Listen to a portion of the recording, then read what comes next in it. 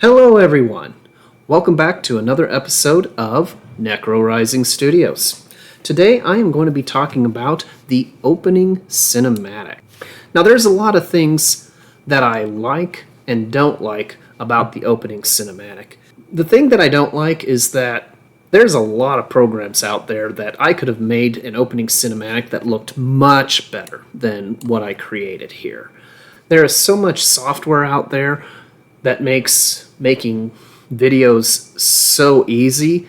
I mean, I could have created an image and animated the images. I could have created an animation instead.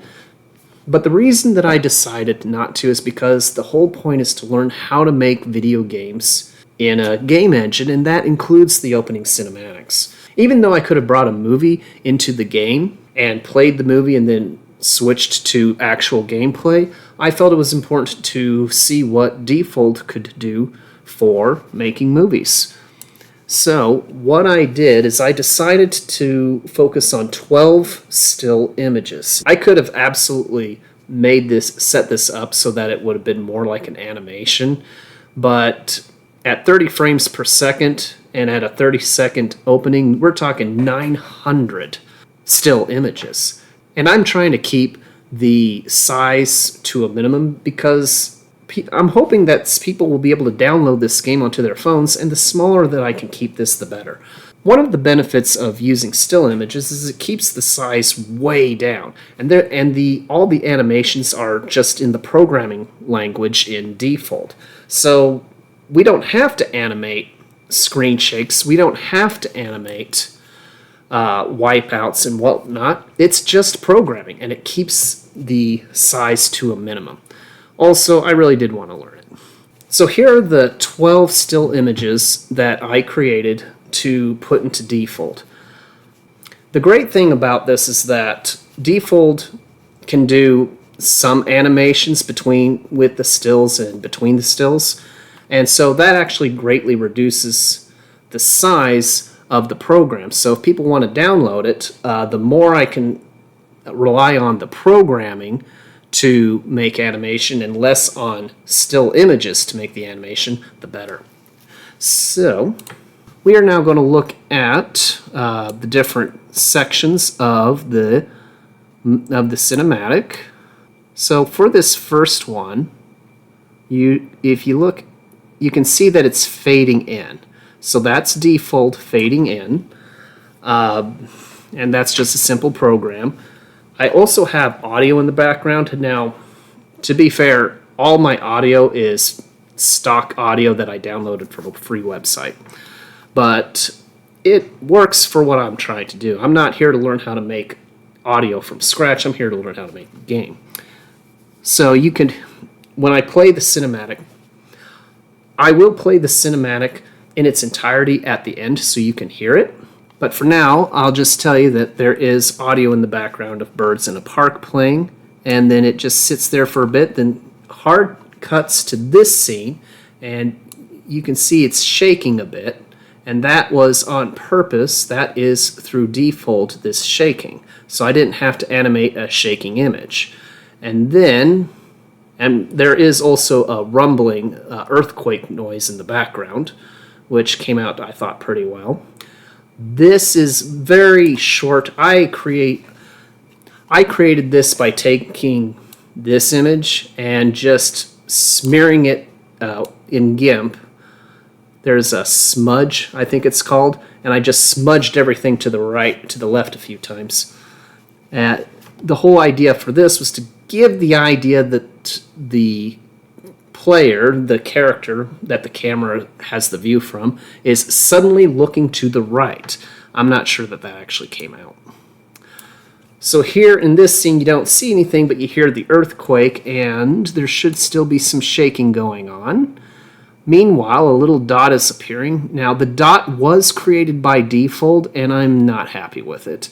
I was hoping for more of tear and spaces opening up. And I had this idea that a little dot would appear and then tentacles would come out and just rip it open. And that was a lot of animation, and I really wanted to get back to making the game. And I should also say I spent 2 weeks on this. And 2 weeks is a lot of time when I could have used another software to do it faster, but you know, I learned my thing. And so here I did learn how to make in default dot with a halo popping through and then a whiteout screen. And then at this point, when I play the cinematic for you, you'll be able to hear the monster growling in the background. So we fade in on the monster and you'd hear the monster in the background. Now, the monster sound, I actually did edit that. I pulled the sound of a dragon roaring and then the sound of an underground dragon growling, and I combined them in Audacity, slowed them way down, and offset them a little to give it a nice, honestly, a really wonderful Lovecraftian monster noise. Very happy with it.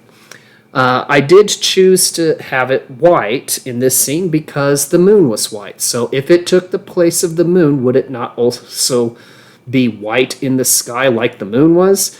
I'm not sure I made the right decision there. I think it might be a little confusing, but that's what I did. The monster actually is colored. So then, this next scene, the monster is attacking Earth. I'm not sure that quite came through, but the sound made it work. And here, the sound works really wonderfully, and it's shaking, and it does sound like something just struck the city like a meteor. And then, this one is great because it does sound like it sounds like that the monster actually ripped out a chunk of the earth and is pulling it up and that there's debris falling. The sound was wonderful. I loved it. And then this woman, is, of course, reaching for the player. Then we have this scene. So I actually kind of feel that this was too hard of a cut. But that's okay.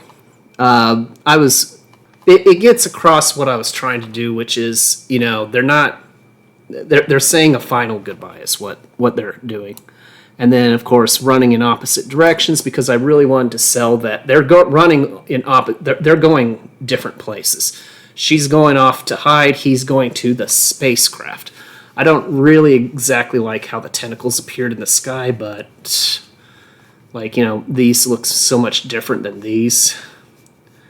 But the scene is up for just a couple seconds, 3 seconds, I think. This one came out really well. This one took a lot of work. Again, in default, the animation is fun.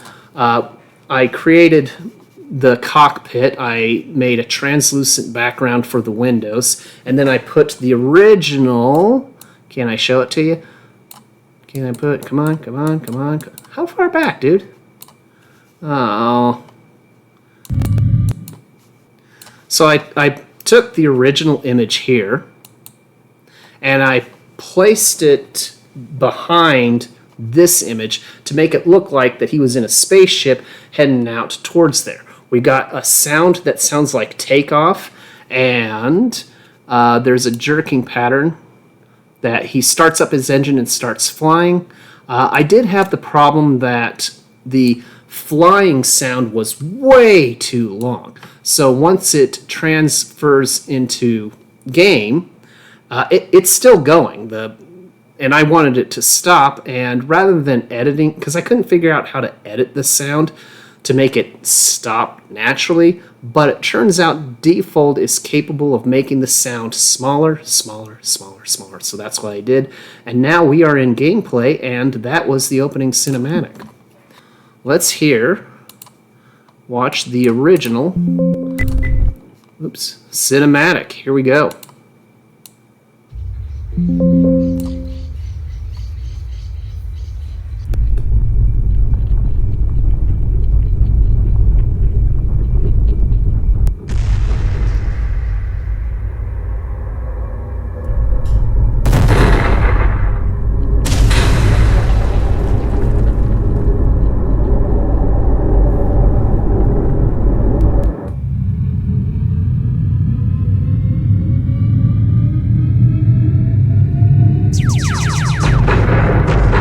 And we are in the official game, and that is the opening cinematic. It took me 2 weeks to make. a few days for the still images and then at least a week and a half for the programming.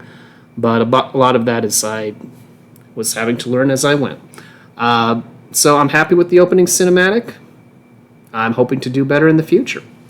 So I hope you enjoyed this video. If so, like and subscribe. And if anybody has any questions, please feel free to leave a comment below. Thank you very much.